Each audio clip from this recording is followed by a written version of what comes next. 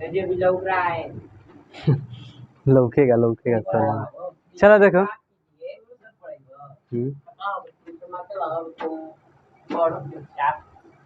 लगभग 4-5 महीने का अंदर पूरा खत्म हो जाएगा सिलेबस, फिर से रिवीजन चलेगा। ठीक है। 1 तारीख से दोहराएंगे ना। हाँ 1 तारीख का है। अब कैसे 1 तारीख आज है ना, तुम लगा ग्रामर है ना बस पढ़े हो और कुछ तो पढ़े हो ना। हाँ हाँ ग्रामर ग्रामर दो रही है यहाँ अब टांग के लेके हैं। हाँ? ठीक है इसे लाइक करना आपको भी सही रहेगा हम लोग बहुत अच्छा रहेगा। आकाश कहाँ गया है? कह नहीं रहा था कि नहीं आएगा अभी। हाँ बोल रहा था 1 तारीख चलो उससे भी आज 10 तारीख चलो जाना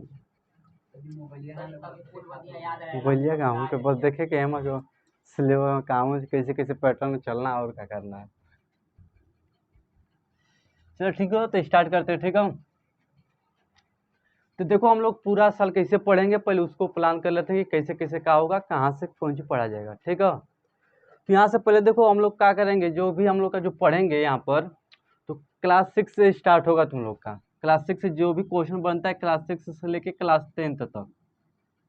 ठीक है यानी कि क्लास 6 से लेके 10 तक तुम्हारा कोई भी बुक का क्वेश्चन होगा तो इजीली क्या होगा पहले सॉल्व हो जाएगा। ठीक अब तुम्हारा बुक का भी क्वेश्चन कराया जाएगा, अब प्लस इसके साथ साथ हल्का सा एडवांस भी पढ़ाया जाएगा, जिससे भी कम्पिटिटिव जैसे कि एग्जामिनेशन होता है तो उसका जो पैटर्न होता है कैसे क्वेश्चन पूछता है। ठीक तो उसका भी प्रैक्टिस कराया जाएगा कि इस टाइप का क्या पड़ता है क्वेश्चन पूछता है तुमसे। ठीक तो उस क्वेश्चन को कैसे आसानी से सॉल्व कर सकते हो। ठीक आपका अप्रोच होगा क्लास वाइज भी, शॉर्ट लॉन्ग मेथड भी डिवीजन एंड उसको सॉल्व करेंगे और शॉर्ट डिवीजन भी क्या करेंगे उसको सॉल्व करेंगे, ट्रिक भी सीखेंगे और सारा का सारा इसमें क्या होगा क्लियर होगा। ठीक तो आज हम लोग का टॉपिक कौन सा होगा यहाँ पर, आज हम लोग स्टार्टिंग से एकदम बेसिक से, अगर कोई भी अगर दिक्कत होता है, अब हम लोग जिम्मा लेते हैं कि आपको मैथ में कैसे आपको रैंक लाना है। ठीक है मैथ का क्या चीज़ है, कौन सा टॉपिक आपको टफ लग रहा है, कैसे क्लियर करना है, कैसे आसानी से उसको क्या कर सकते हैं क्लियर कर सकते हैं, वो हम लोग का जिम्मा होता है। अब मैथ हम ही को पढ़ाना है तो पूरा मैथ में जो भी होता है कुछ भी नहीं आ रहा है बताते जाएगा, बेसिक से आपका पूरा एडवांस तक चला जाएगा। ठीक है तो आज हम लोग पढ़ेंगे संख्या पद्धति। ठीक है जो नंबर सिस्टम होता है, जो कि हम मैथ में क्या होता है हमारा स्टार्टिंग होता है, तो पहला चैप्टर हम लोग डालेंगे संख्या पद्धति। ठीक इसको देखेंगे नंबर सिस्टम बोलते हैं, दोनों लैंग्वेज में पढ़ा जाएगा आपको, इंग्लिश भी और हिंदी भी, कोई भी दिक्कत नहीं होगा। ठीक है संख्या पद्धति यानी कि नंबर सिस्टम, तो इसको समझते हैं कि संख्या पद्धति यानी कि नंबर सिस्टम होता क्या है। ठीक है तो पहले मान लो कि एक कोई बिल्डिंग होती है। ठीक है तो उस बिल्डिंग को बनने में देखो कि बहुत सारी बिल्डिंग जो बनी होती है बड़ी बड़ी, उसमें पहले देखो तो बहुत सारे मटेरियल लगे होते हैं, इसके बाद तो क्या होता है बिल्डिंग हमारी खड़ी होती है। तो जो अब हम तक अभी तक संख्या जान रहे थे, इससे पिछले क्लासेस में संख्याओं के बारे में एडिशन सब्ट्रैक्शन सारा कुछ पढ़े हुए हैं, मैथ में कैलकुलेशन किए हुए हैं। तो ये होता क्या उसको पहले एक ब्रांच में देखो, यानी कि जो नंबर सिस्टम होता है अगर उसको मेनली हम डिवाइड करना चाहे तो 2 भागों में बांट सकते हैं। नंबर सिस्टम को कितने भागों में बांट सकते हैं 2। पहले फ्लो चार्ट देखेंगे कैसे ये नंबर सिस्टम होता है, कैसा इसका फ्लो चार्ट देखेंगे कैसे कैसे हम लोग चलना है, इसका क्या करेंगे इसको पढ़ेंगे। ठीक है तो नंबर सिस्टम को कितने भागों में बांटा जाएगा 2 भागों में। फर्स्ट देखोगे तो होता है रियल नंबर, रियल नंबर, और सेकेंड आपका होता है इमेजिनरी नंबर।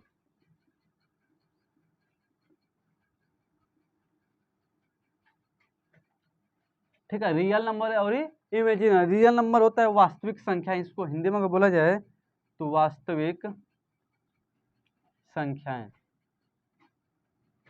ठीक और वही इसकी देख रहे थे काल्पनिक,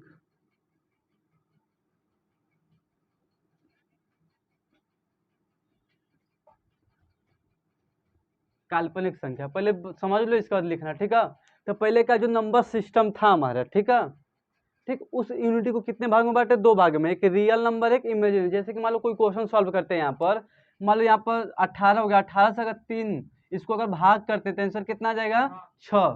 ठीक अब वही अगर हम दे दे तुमको भाग 7 दे दे, नीचे क्या दे दे 0 का दे, भाग करो तो आंसर क्या बताओगे 0 नहीं आएगा, आंसर क्या आएगा 0 नहीं आएगा। तो अब इसको हम अभी सॉल्व नहीं कर सकते, ठीक है, यानी कि 0 से 7 में भाग नहीं कर सकते हम। तो ये किस में आ जाता है हमारा इमेजिनरी नंबर यानी कि काल्पनिक संख्याएं में। जो कैलकुलेशन सॉल्व करते हैं हम लोग उसका रिजल्ट आ जाता है आसानी से, वो किस में होता है रियल नंबर यानी कि वास्तविक संख्याएं। जो कि क्लास 6 मतलब क्लास 1 से लेकर 10 तक में क्या पढ़ते हो, रियल नंबर के बारे में पढ़ते हो। जब क्लास 11th में इंटरी करते तो इमेजिनरी नंबर यहाँ से क्लास 11 से स्टार्ट होता है। तो ये 11 से ऊपर का पार्ट है, ये तुम्हारा क्लास 1 से लेकर 10 तक का पार्ट है। कौन सी रियल नंबर यानी कि वास्तविक संख्या। तो अभी इसको तो छुएंगे नहीं क्योंकि 11 12 वो होगा, ठीक है, तो उसको अभी बंद कर देंगे, इसको छेड़ेंगे, ठीक है।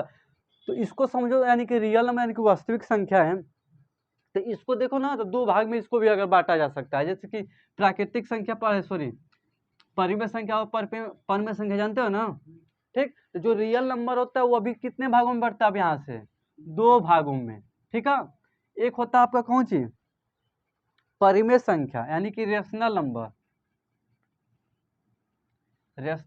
दूसरा क्या होता है इरेशनल नंबर। अभी फ्लो चार्ट होगा, इसके बाद एक एक को पढ़ेंगे, ठीक है। इसको क्या बोलते हैं परिमेय संख्या,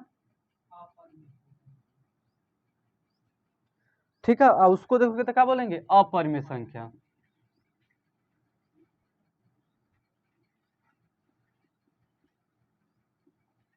ठीक है। तो अब देखो जो अपरिमेय संख्या यानी कि कोई भी अगर नंबर है, ठीक है, जिसका क्या बन जाए परफेक्ट स्क्वायर बन जाए, तो उसे क्या बोल रहे हैं हम लोग परिमेय संख्या। जिसका परफेक्ट स्क्वायर नहीं बोला उसे क्या बोल रहे हैं अपरिमेय संख्या, ठीक है, यानी कि इरेशनल। यानी कि कोई अगर नंबर को अगर p/q के रूप में लिख दे रहे हैं, किसके रूप में p/q के रूप में लिख दे रहे हैं, तो उसे क्या बोल रहे हैं रेशनल नंबर। और जिसको p/q के रूप में नहीं लिखे उसे क्या बोल रहे हैं इरेशनल नंबर। इसको डेप्थ में चलेंगे, हल्का आपको नॉलेज है तो इतना ध्यान रखिएगा, ठीक है। तो अब देखो जो इरेशनल नंबर होता है, कोई अंडर रूट में वैल्यू जिसका परफेक्ट स्क्वायर नहीं बन रहा है, तो उसे क्या बोल रहे हैं इरेशनल नंबर, यानी कि अपरिमेय संख्या या कोई संख्या जिसको p/q के रूप में नहीं लिख सकते हैं, ठीक है। तो अब देखो जो अपरिमेय संख्या यहीं तक हो जाता है क्लोज, क्योंकि इसके आगे कुछ है ये नहीं है, ठीक है। अब यहाँ से तुम्हारा ओपन होता है कि इसमें देखो कोई परिमेय संख्या हो जाता है। इसमें भी देखोगे तो कई प्रकार का होगा। जो हमारा प्राकृतिक संख्याएं हम लिख रहे हैं, कोई मान लो यहाँ पर 7 लिख दिए, क्या लिख दिए 7, तो देखो 7/1 लिख सकते हैं हम कि नहीं। जब 7/1 लिख सकते हैं उसे क्या बोलेंगे परिमेय संख्या। यानी कि कई संख्याओं से मिलके क्या बना हमारा परिमेय संख्या मिला है। तो इसको भी अगर तोड़ने की कोशिश करें तो तोड़ सकते हैं किसमें प्राकृतिक संख्या में। प्राकृतिक संख्या जानते हुए क्या होता है नेचुरल नंबर। अब वही देखोगे सेकंड आप देखो तो जब प्राकृतिक संख्या में क्या जुड़ जाता है 0, तो क्या हमारा हो जाता है पूर्ण संख्या यानी कि होल नंबर, यानी कि पूर्ण संख्या, ठीक। और उसी को थोड़ा सा और देखो, एक होता है कोई नंबर होता है निगेटिव में भी गिन लेते हैं और पॉजिटिव में गिन लेते हैं, तो उसे क्या बोल देते हैं हम लोग पूर्णांक बोल देते हैं, यानी कि क्या बोल देते हैं इंटीजर, ठीक है। तो यहाँ से क्या होता है ये आपका फ्लो चार्ट होता है, ठीक है। तो अब नंबर सिस्टम जो हमारा था, ठीक है, तो यहाँ पर रियल नंबर और काल्पनिक संख्या है यानी कि इमेजिनरी नंबर, दो भाग में हमने पहले डिवाइड किया। अब उसके बाद हमने देखा कि चलिए ठीक है यहाँ तक क्लियर हो गया। जब वो वास्तविक संख्याओं को अगर हम लोग पढ़ने की कोशिश की तो इसको भी कितने भाग में बांट रहे हैं 2 भागों में, एक परिमेय संख्या का अपरिमेय संख्या, ठीक। पता चला कि जो परिमेय संख्या होता है वो किसी चीज से नहीं मिलता, जो अंडर रूट में वैल्यू होती है जिसका परफेक्ट स्क्वायर नहीं बनता या p/q के रूप में नहीं लिख सकते, क्या बोल देते हैं अपरिमेय। लेकिन अब देखो इन सब को अगर मिला देता कौन सी बन जाएगा परिमेय। तो इसको भी क्लासिफाई किया इन भागों में क्या हुआ हमारा मिला। और जब प्राकृतिक संख्या को और छेड़ोगे तब पता चलेगा कि सम विषम भाज्य अभाज्य क्या होगा यहाँ से निकलेगा। तो ये हमारा क्या है पूरा फ्लो चार्ट है, इसके अकॉर्डिंग क्या करेंगे हम लोग पढ़ेंगे इस चैप्टर में डिस्कस करें, ठीक। तो इतना राइट डाउन करो, इसके बाद आगे डिस्कस करें, ठीक। तो इतना क्लियर हो गया, ठीक है। कि हमने कहा दिया कि एक संख्या पद्धति मान लीजिए कि एक बिल्डिंग होगा, ठीक है। तो इस बिल्डिंग को अगर तोड़ना चाहे तो 2 भाग में हम तोड़े, कौन सी एक वास्तविक संख्या है, कौन सी काल्पनिक संख्या है, ठीक। क्या हुआ बोलो जा। तो अब देखो जब यहाँ पर हमने क्या किया इसको हल्का ब्रेक किया तो कितने भागों में 2 भाग, यानी कोई कैलकुलेशन हम कर रहे हैं, कोई क्वेश्चन सॉल्व कर रहे हैं, उसका परफेक्ट मतलब आंसर हमका इजीली मिल जा रहा है, तो किस में रख रहे हैं रियल नंबर में। अगर हमारा आंसर नहीं मिल रहा है, ठीक है, तो थीटा आ रहा है गामा आ रहा है इस टाइप का क्वेश्चन आ रहा है, तो किस में रखते हैं हम लोग इमेजिनरी नंबर यानी कि काल्पनिक संख्या में, ठीक है। तो इतना तो कोई दिक्कत नहीं होगा। तो अब देखो जो हमारा रियल नंबर क्लास 1 से लेकर 10 तक है, इसी के बारे में पढ़ते हैं, रियल नंबर। क्लास 10th में देखोगे तो एक चैप्टर है रियल नंबर, वास्तविक संख्याएं, लास्ट चैप्टर वही है, पूरा यही का क्या निचोड़ मिलता है वहीं पर। ठीक है, तो उस चीज को समझो। जब रियल नंबर वास्तविक संख्या को देखते हैं तो इसको दो भागों में हम क्लासिफाई कर सकते हैं, यानी कि कोई नंबर को या तो बटा के रूप में यानी कि p बटा q के रूप में लिख सकते हैं, या कोई नंबर को हम p बटा q के रूप में नहीं लिख सकते। जब हम नहीं लिख सकते तो उसे बोलेंगे इरेशनल नंबर, और लिख देंगे तो उसे क्या बोलेंगे, रेशनल नंबर। तो इरेशनल की यही बात खत्म हो जाती है, क्योंकि सिर्फ जिसको नहीं लिखा जाता p बटा q उसी को इरेशनल बोलेंगे, और जिसको लिख सकते उसे क्या बोलेंगे, रेशनल। तो अब रेशनल में ये बात आ जाती है, यानी कि होल नंबर मान लो लिख दिया 5, 5 भी हमारा क्या है, होल नंबर है। इसको अगर बाटा में 1 लिख देते अभी हमारा क्या हो जाता है, परिमेय संख्या। यानी कि इन तीनों को कोई पूछता है कि पूर्णांक परिमेय संख्या है कि नहीं है, तो बोल सकते हैं है। होल नंबर परिमेय संख्या है कि नहीं है, क्यों, क्योंकि इन्हीं से तो मिलकर हमारा बना है, इसी का अंश है ना 3 गो। जब इसी का भाग 3 गो है तो ये तीनों का गुण इसमें तो परिमेय संख्या में होगा ना। अब वही अगर इसको और तोड़ना चाहो प्राकृतिक संख्या को तो उसमें लिख सकते हो, सम हो गया आपका, विषम हो गया आपका, भाज्य हो गया, अभाज्य हो गया, और इसका हो गया स्वभाज्य हो गया। यह भी इसका इसका अंश ही है, यानी कि इसको भी अगर मिला देते तो उसे क्या बोल सकते हैं, परिमेय संख्या, क्योंकि इन्हीं का अंश है ना। तो जब इन्हीं का अंश है तो इनका गुण होगा, तो इनका गुण होगा तो हमारा क्या होगा, परिमेय संख्या होगा। ठीक, तो यही आपका क्या है, संख्या पद्धति है। इसी के बारे में हम लोग क्या करना है, डिटेल बाई डिटेल पढ़ना है, इसमें क्या होता है क्या कैसे होता है। ठीक, क्योंकि यहाँ से बहुत सारे क्वेश्चन हमारा बनता है। ठीक, तो हम लोग स्टार्ट करते हैं कहाँ से, रियल नंबर पढ़ेंगे। ठीक, तो हेडिंग डालिएगा रियल नंबर यानी कि वास्तविक संख्या। अब पहला उसमें कौन सी पढ़ेंगे, परिमेय संख्या। इसको तो पढ़ना नहीं, क्योंकि किस में पढ़ना हम लोग को, 11th में पढ़ना है, इस चैप्टर में, यानी कि इस समय हम लोग को इसके बारे में नहीं पढ़ना है, हमको किस में पढ़ना है, रियल नंबर। तो रियल नंबर आज हमारा कौन सी टॉपिक होगा, परिमेय संख्या यानी कि रेशनल नंबर। तो हेडिंग डालिए इसको। ठीक है, तो ठीक है, इतना क्लियर हो गया ना। तो हमने क्या बोला है, रियल नंबर हम लोग पढ़ेंगे, इमेजरी नंबर तो पढ़ेंगे नहीं, क्योंकि वो हमारा आगे का पार्ट है। तो हम लोग क्या डालेंगे, रियल नंबर यानी कि कौन चीज, वास्तविक संख्याएं के बारे में स्टडी करेंगे। तो पहला हम लोग का, पहला किसके बारे में पढ़ रहे हम लोग, परिमेय संख्या, परिमेय संख्या यानी कि रेशनल नंबर ना, रेशनल नंबर। तो चलो अब इसको समझते हैं कि हमारा रेशनल नंबर होता क्या है। ठीक है, तो एक चीज बताओ, जैसे कि मान लो कोई भी अगर हम नंबर लिख देते हैं, ठीक है, कोई भी नंबर लिख देते हैं, यहाँ पर मान लीजिए यहाँ पर लिख दिया 13। ठीक, तो इस 13 को देखो तो ध्यान से, कोई भी एक चीज का नोट ध्यान देना कि कोई भी अगर संख्या यहाँ पर लिख दिया जाता है, उसके नीचे क्या होता है, एक हमारा छिपा होता है। ये नहीं कह दो कि 13 है तो उसके ऊपर एक है, ये हमारा नहीं होता है। कहाँ होता है, नीचे। क्यों नीचे होता है, अगर इसका देखो 1 का भाग करोगे 24 में तो रिजल्ट क्या आएगा हमारा, 24 ही आएगा। तो किसी भी संख्या के नीचे हम क्या लिख सकते हैं, 1 लिख सकते हैं, लेकिन किसी संख्या के ऊपर 1 नहीं लिख सकते हैं, क्योंकि जब 13 का भाग करोगे 1 में तो कुल पॉइंट में वैल्यू आएगा, लेकिन 24 में 1 का भाग करोगे तो जो नंबर दिया है 24 ही आएगा, यानी कि वही नंबर आएगा। ठीक, तो उसे बोलते हम लोग कौन सी, परिमेय संख्या, यानी कि जिस संख्या को किसके रूप में लिख दिया जाए, p बटा q के रूप में लिख दिया जाए, और q इक्वल टू नॉट 0, यानी कि q बराबर 0 नहीं होना चाहिए, तो उसे क्या बोलते हैं, परिमेय संख्या यानी कि रेशनल नंबर। जैसे कि मान लो 0/4 लिख दिया, 0/4, तो 0 हमारा कौन सी है, p हो गया, ऊपर वाला हमेशा कौन सी मानेंगे, p, और नीचे वाला हमेशा कौन सी मानेंगे, q, p बटा q के रूप में है। क्यों, अब देखो यहाँ पर जो q है, q 0 के बराबर है, नहीं है। p 0 के बराबर हो सकता है, लेकिन q कभी भी 0 के बराबर नहीं हो सकता। अब वही मान लो लिख दिए 5/0, ये परिमेय संख्या है कि नहीं है, नहीं है। क्यों नहीं है, क्योंकि जो हमारा q है किसके बराबर है, 0 की, ये हमारा 0 के बराबर नहीं होना चाहिए, इसलिए क्या हो जाएगा हमारा, ये रॉन्ग हो जाएगा। ठीक, तो ये हमारा क्या होगा, ये सही हो जाएगा, ऊपर 0 हो जाए लेकिन नीचे 0 ना हो। ठीक, दूसरी बात, किसी संख्या को p बटा q के रूप में लिखेंगे उसे बोलेंगे परिमेय संख्या। तो आई होप इतना क्लियर हो गया होगा। ठीक है, तो यहाँ पर पहले डिफिनेशन लिख लो, इसके बाद अंदर और कुछ पॉइंट यहाँ पर नोट कराएंगे, इसको क्या कर लेना, नोट कर लेना। ठीक है,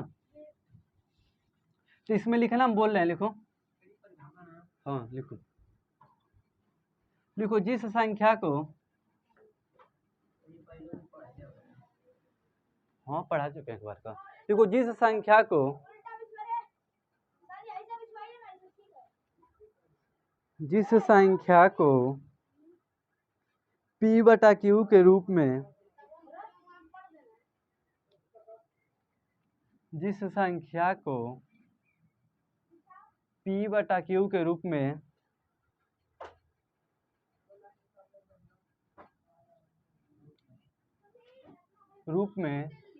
लिखा जा सकता है,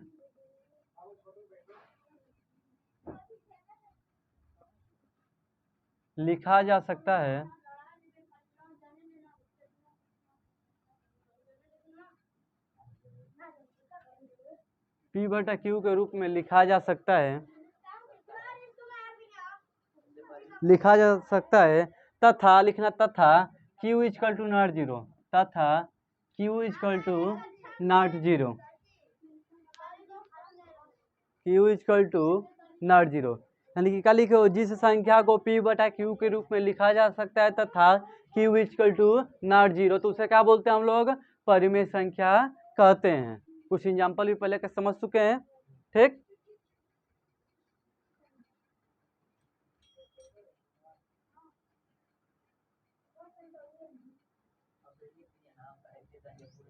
नहीं, अब देखो यहाँ पर उतना क्लियर हो गया ना। तो अब देखो यहाँ से क्वेश्चन क्या बनता है, तुम्हारा एक स्टेटमेंट लाइक क्वेश्चन बनता है, ठीक है। बोलता है क्वेश्चन, जो हमारा प्राकृतिक संख्या है, कौन सी प्राकृतिक संख्या, वो परिमेय संख्या है कि नहीं है। तो अब देखो जो प्राकृतिक संख्या होता है, नंबर ही होता है, गिनती की संख्या को क्या बोलते हैं, प्राकृतिक संख्या, ठीक। वहां पर जमा कर दो। जो प्राकृतिक संख्या होती है, गिनती की संख्याओं का क्या बोलते हैं, प्राकृतिक संख्या। तो अब मान लो कोई संख्या यहाँ पर लिख देते हैं 2, तो उसके नीचे क्या है, 1 है, तो इसको P बटा Q के रूप में लिख सकते हैं, तो इसे क्या बोलेंगे, परिमेय संख्या बोल देंगे। क्या बोल देंगे, परिमेय संख्या। अगर स्टेटमेंट पूछता है, ठीक है, कि जो प्राकृतिक संख्या है परिमेय संख्या है कि नहीं है, सत्य है कि असत्य, तो बोल सकेंगे कौन सी है, सत्य है। क्यों सत्य है, क्योंकि जो भी प्राकृतिक यानी कि नेचुरल नंबर होता है उसको किसके रूप में लिखा जाता है, P बटा Q के रूप में लिखा जाता है, इसलिए क्या बोल देंगे, परिमेय संख्या है। अब सेकंड क्वेश्चन पूछता है यहाँ पर, क्या बताइए कि पूर्ण संख्या प्राकृतिक संख्या है कि नहीं है। सेम भाई वही है, अगर 0 ऊपर है, मान लो नीचे 4 लिख देते तो वो अभी क्या है, P बटा Q के रूप में है, तो इसे भी बोल देंगे हाँ है। तो अभी क्या होगा, हमारा पूर्ण संख्या जो होगा वो अभी क्या होगा, प्राकृतिक संख्या यानी कि रेशनल नंबर होगा। सेकंड क्वेश्चन पूछता है कि पूर्णांक बताइए। अच्छा ये बताइए कि पूर्णांक होता है कि नहीं है। हाँ होता है, मान लो कोई -4/5 लिख दे तो ऊपर वाला P नीचे वाला Q, तो वो अभी क्या होगा, पूर्णांक होगा, ठीक। तो यहाँ तक तो कोई दिक्कत होगा ना, ठीक है। तो यही पूछता है सिर्फ कि प्राकृतिक संख्या क्या बताइए, प्राकृतिक संख्या आपका परिमेय संख्या है कि नहीं है, पूर्णांक आपका परिमेय संख्या है कि नहीं है, पूर्ण संख्या परिमेय संख्या है कि नहीं है। तो ये तीनों का होगा है, तीनों का होगा है, ठीक। लेकिन यहाँ से क्वेश्चन पूछ देता है, क्या पूछ देता है, बोलता है तुम्हारा यहाँ पर नोट डाल के लिख लेना, ठीक है। इसको तो लिखेगा ऊपर का, ठीक है, कि इतना होगा तो हम क्या बोलेंगे, प्राकृतिक संख्या उसे बोल देंगे। लेकिन यहाँ पर नोट डाल के लिख लेना, बोलता है क्या परिमेय संख्या, क्या परिमेय संख्या प्राकृतिक, क्या परिमेय संख्या प्राकृतिक या पूर्ण संख्या हो सकती है। अब देखो क्या लिखा है, क्या परिमेय संख्या प्राकृतिक संख्या या पूर्ण संख्या हो सकती है कि नहीं है। मान लो कोई परिमेय संख्या लिख देते हैं 7/4, क्या लिख देते हैं 7/4, ठीक है। ये तुम्हारा क्या परिमेय संख्या, जो प्राकृतिक संख्या पूर्ण संख्या है कि नहीं है। लेकिन यहाँ पर क्या होगा, तुम्हारा असत्य होगा, क्या होगा, असत्य होगा, यानी कि गलत होगा। क्यों गलत होगा, क्योंकि प्राकृतिक संख्या को हम P बटा Q के रूप में नहीं लिखते हैं। तो हर सारी परिमेय संख्या प्राकृतिक संख्या नहीं हो सकती, लेकिन सारी प्राकृतिक संख्या परिमेय संख्या हो सकती है, पहली बात। दूसरी बात बोला है पूर्ण संख्या, तो हम बोल सकते हैं कि जो परिमेय संख्या है पूर्ण संख्या हो सकती है, लेकिन सारी परिमेय संख्या पूर्ण संख्या नहीं हो सकती, क्योंकि बटा के रूप में लिख दिया जाए तो हमारा हो ही नहीं करेगा भाई। क्यों, क्योंकि बटा के रूप में हम पढ़े ही नहीं है, सिर्फ परिमेय संख्या को बटा के रूप में पढ़े हो। कोई भी अगर ऐसा नंबर हो जो P बटा Q के रूप में लिखा हो तो उसी को परिमेय संख्या बोलेंगे, अदरवाइज किसी को नहीं बोलेंगे, लेकिन प्राकृतिक संख्या को हम परिमेय संख्या बोल सकते हैं, क्योंकि उसके नीचे एक हम मान सकते हैं। ठीक, एक आता है पूर्णांक भी, तुम्हारा क्या होगा, नहीं होगा। ठीक, अगर सीधा देता है इस तरह कि प्राकृतिक संख्या, पूर्ण संख्या, पूर्णांक संख्या, परिमेय संख्या है कि नहीं है, तो बोल देंगे हाँ। अगर उल्टा घुमा देता है, बोलता है कि परिमेय संख्या, प्राकृतिक संख्या, पूर्ण संख्या, पूर्णांक संख्या है कि ये, तो गलत हो जाएगा। 3 स्टेटमेंट बनता है, एक सीधा एक उल्टा। ये तीनों परिमेय संख्या हो सकती है, लेकिन परिमेय संख्या ये तीनों होना कंपलसरी है। हो भी सकती है, नहीं भी हो सकती है, देखना पड़ेगा। हो भी सकती है, नहीं भी हो सकती है, तो इस चीज को ध्यान रखना। ठीक, इसको नोट कर लो।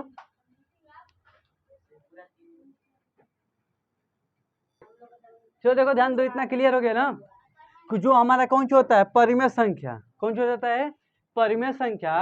इन परिमेय संख्या का बोले थे रेशनल नंबर। ठीक है, तो अब देखो जो परिमेय संख्या उसको किसके रूप में लिखा जाता है, P बटा Q के रूप में लिखा जाता है। और Q इक्वल टू क्या होता है, नार्जी एक सिंपल से परिभाषा आता है। इसको कहीं से अगर कॉम्पिटिटिव कहीं आता कुछ भी इसे लिख सकते, कोई काटने वाला है नहीं, या समझा सकते हो उसको।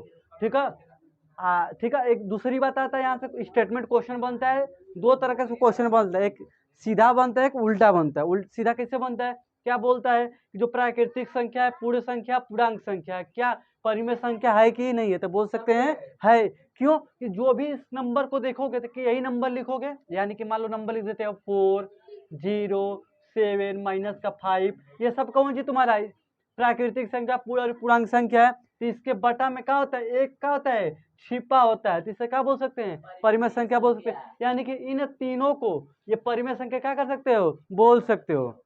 ठीक, कभी भी क्वेश्चन देते प्राकृतिक पूर्णांक संख्या परिमेय संख्या है कि नहीं है, तो बोल देंगे है, क्योंकि किसी भी संख्या के नीचे एक छिपा होता है, इसको P बटा Q के रूप में लिख सकते हैं। पहली कंफ्यूजन क्लियर। दूसरा कंफ्यूजन ये होता है हमें कि बोलता है कि जो परिमेय संख्या है, कौन सी परिमेय संख्या, क्या वो प्राकृतिक संख्या, पूर्ण संख्या या पूर्णांक है कि नहीं है। तो उस सिचुएशन पर हमको फॉलो करेगा, यानी कि जैसा क्वेश्चन दिया होगा उसके हिसाब से बोलेंगे। बोल दिया कि जो 8 है, कौन सी है 8, क्या बताइए 8 जो परिमेय संख्या है हमारे पास, वो प्राकृतिक संख्या है कि नहीं है, तो बोल देंगे हाँ है। क्यों, क्योंकि हमारे जानते हैं कि इसको P बटा Q के रूप में नहीं लिख सकते, तो बोल देंगे चलो ठीक है भाई। अब उसी को मान लो 8 बटा 7 लिख दें, तो यह नहीं होगा, क्योंकि ये बटे के रूप में है। ठीक, तो सीधा पूछेगा तो आंसर कर देगा, उल्टा भी पूछेगा तो आंसर कर देगा। अरे जो क्वेश्चन की बात करें 8 बटा 1 लिख सकते हो, 8 बटा 1 तुम्हारा क्या है, परिमेय संख्या है। ठीक, इस चीज को समझना, उल्टा सीधा दोनों तरह ऐसे नोट लिखवा के लिखा गया है, क्या परिमेय संख्या प्राकृतिक या पूर्ण संख्या या पूर्णांक हो सकता है कि नहीं, हो भी सकता है, नहीं भी हो सकता है। जैसा क्वेश्चन होगा उसके हिसाब से क्या करेंगे, आंसर करेंगे। तो आई होप इतना क्या होगा तुम लोग का क्लियर हो गया होगा। ठीक, तो परिमेय संख्या क्लियर होगा, तो लास्ट हेडिंग डालते हैं अपरिमेय संख्या। ठीक, इसको क्लियर करते हैं, इसके बाद जस्ट इतना क्लियर हो जाएगा, तो इसके आगे हम लोग का कौन सी था, हम लोग का प्राकृतिक संख्या था। तो कल की क्लास में क्या करेंगे, प्राकृतिक संख्या ले स्टार्ट करेंगे। तो लास्ट हेडिंग डाल लो अपरिमेय संख्या, उसको समझ लेते हैं, इसके बाद आगे हम लोग क्या करेंगे देखेंगे। ठीक है,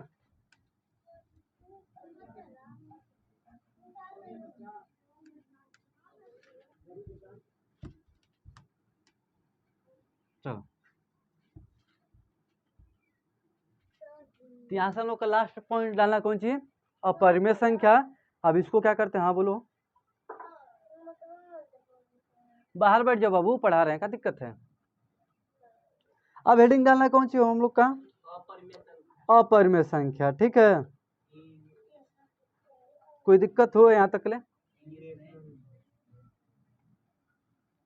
अपरिमेय संख्या यानी कि इसको क्या बोलते हैं, इरेशनल नंबर। थोड़ा इंग्लिश में भी ध्यान दिया करो, ठीक है।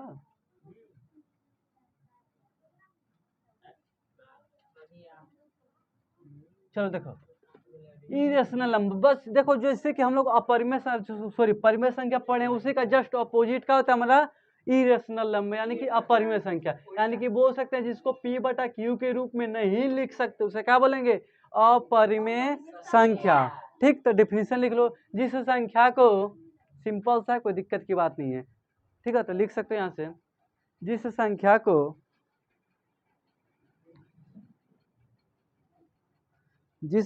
को P बटा Q के रूप में, जिस संख्या को P बटा Q के रूप में नहीं लिखा जा सकता,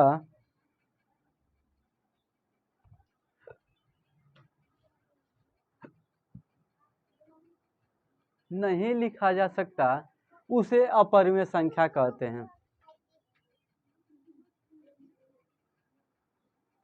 उसे अपरिमेय संख्या कहते हैं।